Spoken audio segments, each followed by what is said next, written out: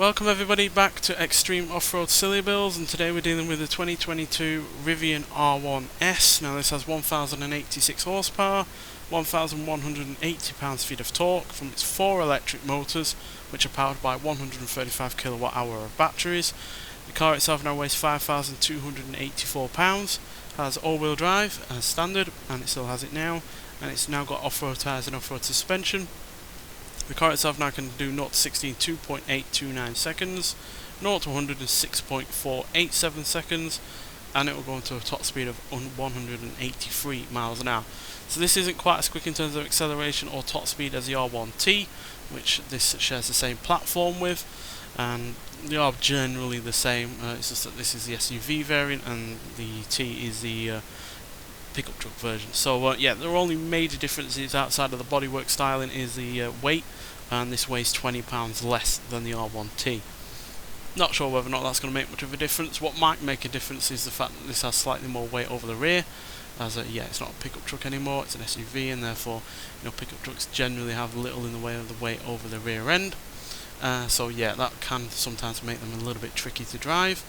Stat wise, this has really rather great stats for off-road capability, braking, launch and acceleration. Handling is a little bit iffy, but then it was with the R1T, and the top speed stat doesn't really matter because electric cars typically don't have high top speeds, but with some tuning that's where I've got it to 183. The R1T managed a respectable but not lightning fast time of 3 minutes 20.437 seconds. Respectable time overall, but it's far from the fastest EV that we've had on this series so far. So yeah, I'm hoping this R1S can do even better. I have found in terms of racing, which obviously isn't the same setup that I have here, but I have found in racing that this R1S is a more competitive vehicle than the R1T is. So maybe that will translate to this series. Who knows? Let's see. Still, even though it's not quite as quick in terms of acceleration as the R1T, it's still hardly a slouch, especially for a car of this size and weight.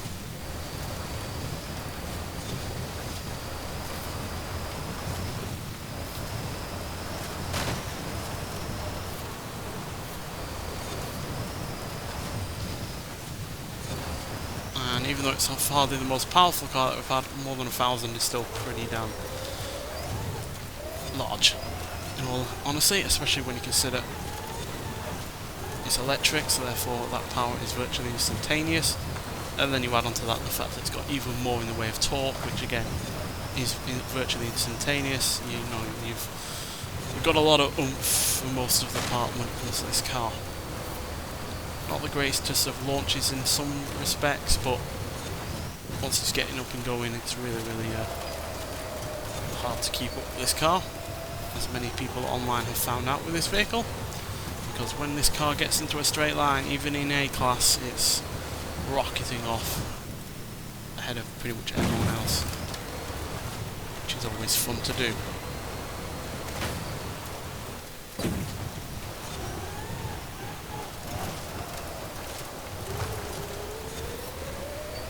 It's not going to be the most agile of vehicles though, because of the weight at the end of the day, but more agile than you'd expect it to be for a car of this size and weight.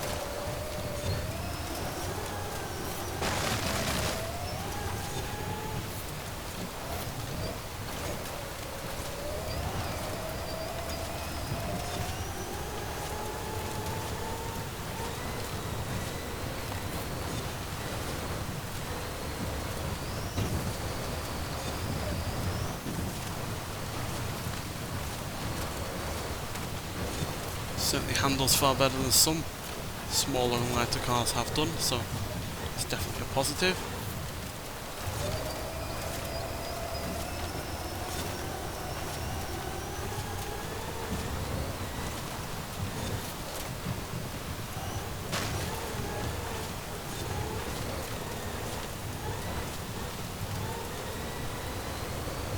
Okay, the speed we're going to get to down here, 44, that's rather decent. Not particularly quick in comparison to some cars. We've gotten north of 150 at least.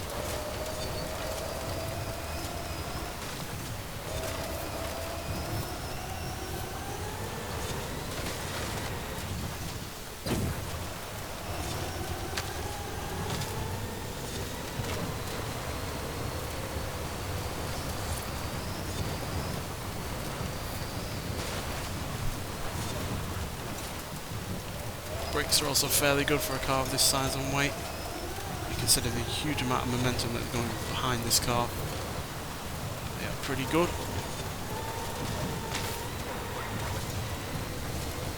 And there we go. Not as quick as the R1T, surprisingly, but I guess the acceleration times being not quite as good ultimately harmed it. So yeah, but 3 minutes 21.412 is still pretty damn close to the R1T.